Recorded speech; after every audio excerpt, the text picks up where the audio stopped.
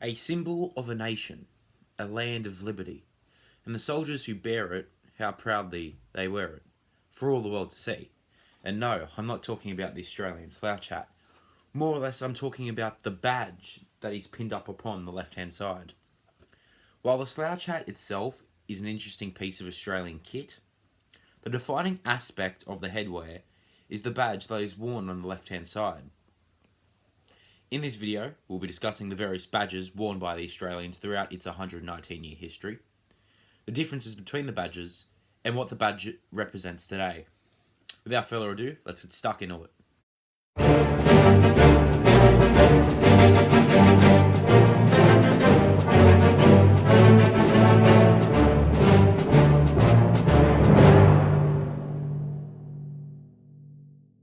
The origin of the Rising Sun badge begins in South Australia, with Brigadier General Joseph Gordon. He created concept art which would later become the infamous Rising Sun badge. The art consisted of an arrangement of cut and thrust swords as well as Martini Henry bayonets. It was arranged in a semicircle, the centrepiece a brass crown. Gordon called it Australia, Rising Sun. He then gave it to Major General Sir Edward Hutton as a gift. Hutton happened to be the Commander-in-Chief of the Australian forces heading to South Africa. This was so they would take part in the Boer War. So in 1902, the first badge was created. The badge consists of a semicircle shape, with a triangular pattern resembling the rays of sunlight streaming from the centre sun. In the sun is the Tudor crown, the common symbol of the British monarch at the time. Across to the top of the badge is the word Australia. At the bottom is a torse wreath. The badge was made in February of 1902 and was issued to the Australian military forces. However, not many of them were issued and it is rare to see an original today. The second pattern of badge is one of the few Rising Suns that is designed for a specific unit or regiment within the Australian Army. The badge is larger than the first variant and was issued to Australian soldiers that were a part of the Commonwealth Horse, a mounted infantry unit, much like the later Light Horse. The badge changed the words Australia to Australian and is the first badge to have a scroll at the bottom that simply reads Commonwealth Horse. The badge also set the basis for the style of sun rays, shifting from the triangular pattern to 13 pointed rays of various lengths, giving the badge a much more natural look. The third pattern is the most infamous variant. It is the most recognisable Rising Sun badge. Why, you may be asking? Well, that's because it is this variant that got us through, or got Australia more specifically, through 2 world wars and saw Australia win both world wars. It is under this badge that Australia established itself as a nation, and also established it, more importantly, as a formidable foe to all the nations of the world. The new design was established in 1904 and was titled the General Service Badge. The new design kept the same sunray design from the second pattern badge, however, changed both the scroll and the centrepiece. The scroll had changed its format and now read Australian Commonwealth Military Forces. The centre no longer had the words Australia or Australian. Instead, the crown was made larger and became the centre of the sun. Nowadays, the Rising Sun badge appears in 2 distinctive colours, black and bronze, leading to confusion as to what badge was worn at the time. Luckily enough, in my collection, I have 2 examples of this. So on the right hand side is one that appears in a much more bronzy colour, if we have a look just there, while the left one appears in the darker, blacker colour. Now the reason for this, mind you, these are both from the Second World War. One has maker marks, I believe, just checking. The second one doesn't appear to have a maker mark. But the reason for this is that the badges, this is after some research, asking a few communities on Facebook, that sort of thing, that the badges were oxidized, which transforms the black, or the brass, so to speak, into a blacky colour, or they were painted with a black finish. Now, the reason why one of these is more bronze or copper, so to speak, because these are made out of copper, is that either this one was painted and the paint's worn off, or the oxidization has just, or the oxide, I should say, has just worn off. But this one is still stayed, and it's in pretty good condition. You can start to see the brass is actually coming through on some of them, and I know that this will have to be flipped or is already flipped for you. But yeah, as you can see, it's starting to be, especially on the crown, there's a lot of bronze coming through, where on this one, because it has had the black on it, it leaves remarkable detail on the actual rising sun. This is my favorite in the collection. You can see so much detail from it. Like even on side on, the crown just pops out, where this one, as you can see, the crown doesn't really pop out, but this one does. That's because, again, they are different manufacturers, and each manufacturer made them in a different way.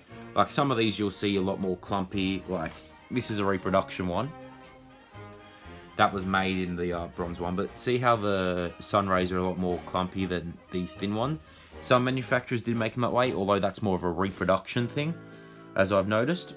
But a lot of them are like this, and this is a really good design. But yeah, so that's the reason why there are different colours. Now, what was worn during the time?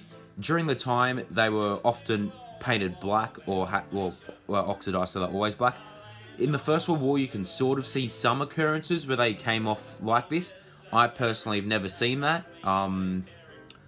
If anyone has any information on this, please comment it in the comment section below. I'd be happy to know.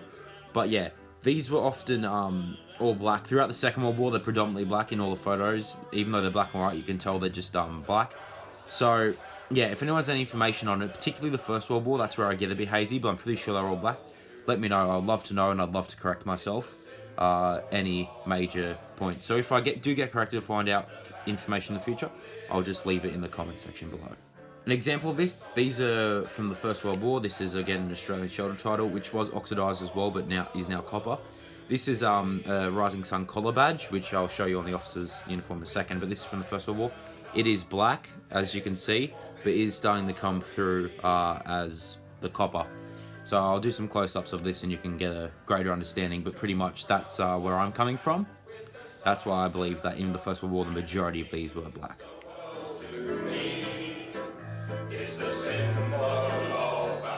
Speaking of the First World War and designs, during the First World War, there were a few different variants of this specific Rising Sun pattern, the third pattern. So we have one that is seen in the camel corps, which I'll put a picture up of now, which has a camel and the crown at the very top. There are other ones, like the 14th Australian Light Horse Regiment had its own one, which wasn't official, but there are instances of some members wearing it, and I thought that's a really nice design, which sort of adds on to it. Other diggers were known for altering their Rising Suns as pieces of trench art, or for their own unit, but none of these were officially issued, and none of these are official Rising Sun badges. These are just things that the diggers have created in their own spare time, in order to pass the time by. There was also a design during the First World War that saw the Rising Sun change, and it said Australian Imperial Force on the scroll. I'll put a picture up of that now. That, however, was not actually made into a Rising Sun badge. It was more or less just used for stationery and documents. There are many memorials in Europe and in Australia where the Rising Sun does in fact say Australian Imperial Force, but there was never a badge that was never issued to Australian soldiers. All of them during both World Wars said Australian Commonwealth Military Forces. Following the end of the Second World War, the fourth pattern of the Rising Sun was released or produced in 1949. This badge had a few changes. At the time, the Army was implementing corps and regimental pins, which would often be worn on the left-hand side when turned up instead of the Rising Sun. This left the Rising Sun to be more of a reserved badge used for special occasions. And as a result, the scroll was changed from Australian Commonwealth Military Forces to Australian Military Forces. The colour and material of the badge was also changed to brass. The fifth pattern is essentially the same as the fourth pattern, with only a small, minor difference that had a major reasoning. The crown in the centre of the badge was changed from the traditional King's Tudor crown to the Queen's St Edward's crown. This showed the transfer of monarch from His Majesty King George VI to Her Majesty Queen Elizabeth II. This version was approved in 1954 and was slowly issued to Australian troops throughout the 50s and the 60s. The sixth pattern was introduced in 1969 and included some major changes to the overall design of the badge. This altered the traditional design of the Rising Sun. The centre was changed, with the crown made much smaller, and it was placed on top of a Federation star. At the bottom of the Federation star was a heraldic wreath, much like the design that's featured on the Australian coat of arms. The scroll was altered again. The centerpiece of the scroll read Australia, while the two left and right sides of the scroll had a miniature Federation star in the middle. This design radically changed the Rising Sun's overall appearance, and it was often left as a 50-50. Some people liked it, some people didn't like it. However, although the alterations were significant, the badge was never fully issued. The 7th and current pattern was produced in 1991. During the 75th year of the Anzac landings at Gallipoli, there was a deep desire in the Army to change the Rising Sun badge back to what the forefathers of the Australian Army wore, back to the much more traditional Australian Rising Sun style. The new design was made official on the 90th birthday of the Australian Army. The new design removed all the Federation stars, the reef, enlarged the crown back to its traditional style. The scroll, yet again altered, changed from Australia to the Australian Army. This clearly identified the Australian Army from all of the ADF. The Rising Sun badge nowadays is worn on the left-hand side of the slouch hat, particularly only reserved for the Army. However, the Navy and Air Force do have their own variants of the slouch hat. Alongside the left-hand folded up side of the slouch hat, which does have the Rising Sun, the centre of the puggree at the front of the slouch hat often has a unit or corps, or even sometimes in special cases regimental, badge. This is to help identify the unit as well as the person who the unit belongs to. On the right hand side of the puggree is also a unit patch, which is synonymous for each unit. So what does the Rising Sun mean today? Well, it can vary between people. It can vary between people who are civilian to people who are in the ADF or have previously served in the military. To me, it's a symbol, as previously stated at the beginning of the video, it's a symbol of a nation, often worn with pride, with utmost courage it has been worn with. It is a symbol of those who have given their life to our country. But it's also a symbol of the military and the discipline in the military. A symbol that you don't want to mess with in particular. You want to respect it, you want to treat it calmly. The Army treats it as a symbol of the utmost respect, as it should. A symbol of not only the forefathers of the Army, but the people currently serving and the people who are going into the Army in the future. Now, a lot of the times the Rising Sun is used for the entire ADF, and that is factually incorrect for the modern day. I say the modern day because back in the day, back in the First World War and Second World War, the Navy and the Air Force, although they were separate from the Army, they had their own symbols, but it wasn't unanimously known.